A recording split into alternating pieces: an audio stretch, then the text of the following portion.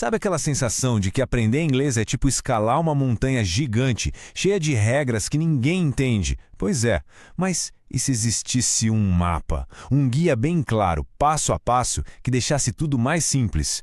É exatamente esse mapa que a gente vai desvendar hoje. Muita gente sente essa frustração, né? Aquele sentimento de estar meio perdido, sem um plano claro. Mas a boa notícia é que a resposta para essa pergunta é um sonoro sim. Com certeza existe um caminho mais direto e ele é bem menos complicado do que parece.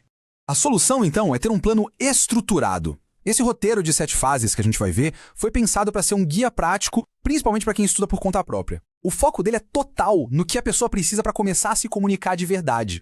Então, a nossa análise vai seguir exatamente esse mapa. Primeiro, a gente constrói a base da comunicação.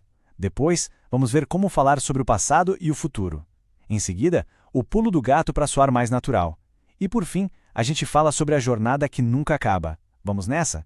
Bom, vamos mergulhar na primeira etapa, que é construir o alicerce. As fases 1 e 2 são a base de tudo, sabe? O ponto de partida para conseguir formar as primeiras frases e, claro, começar a interagir. Na fase 1, o foco está em 2 pilares. Primeiro, os sujeitos. I, you, he, she, it, we, they. É essencial saber quem está fazendo a ação. Logo depois, vem o verbo mais importante de todos, o to be, nosso famoso ser e estar, com as suas formas am, is e are. Só com isso já dá para montar um monte de sentenças. Agora, a fase 2. E aqui, atenção, porque esse ponto é um verdadeiro divisor de águas. É o momento em que o inglês começa a destravar de verdade para quem está aprendendo. É quando a habilidade de conversar para valer começa a aparecer. E por que é um divisor de águas? Por causa dos verbos auxiliares. Pensa no do e no does como os 2 melhores amigos de quem estuda inglês. Eles não têm uma tradução exata nesse caso. A função deles é ajudar a organizar a casa, sabe? Eles estruturam perguntas e frases negativas. Olha só como isso é simples na prática. Uma frase afirmativa como "You like soccer" vira uma pergunta só de colocar o do na frente. Para he e she, a gente usa o does. É uma pequena mudança, mas que abre um universo de possibilidades na hora de conversar. Ok, com a base para conversar no presente bem sólida, vamos em frente. As próximas fases vão dar o poder de falar sobre o passado e o futuro, ou seja, dominar a conversa em qualquer tempo. A fase 3 simplifica um tempo verbal que assusta muito a gente. Em vez de ficar decorando um monte de verbos irregulares logo de cara, tem um truque. Usar o did, que nada mais é do que o passado do nosso amigo do, ele simplesmente transforma a frase toda para o passado. É uma mão na roda.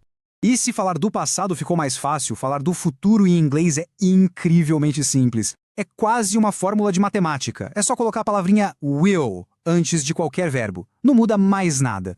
Pega essa frase aqui no presente. I travel. Bem simples. Eu viajo. Essa é a nossa base.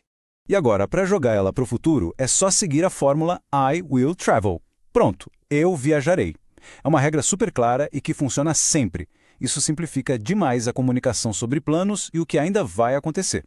Bom, a essa altura do mapa, já é possível se virar no presente, passado e futuro. Agora a gente vai para as fases que ajudam a sair daquela fala meio robótica e começar a ter um fluxo mais natural, com mais detalhes.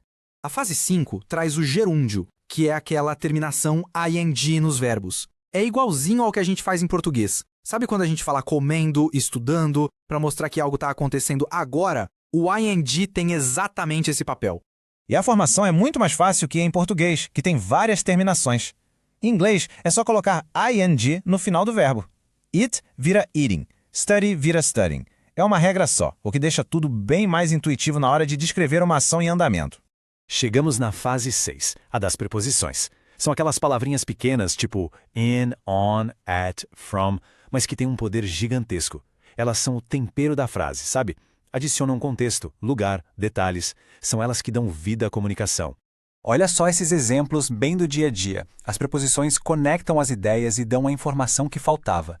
Onde algo está, como alguém vai para algum lugar, de onde vem. Dominar isso é o que torna a comunicação muito mais rica e precisa. Finalmente, a gente chega na última fase.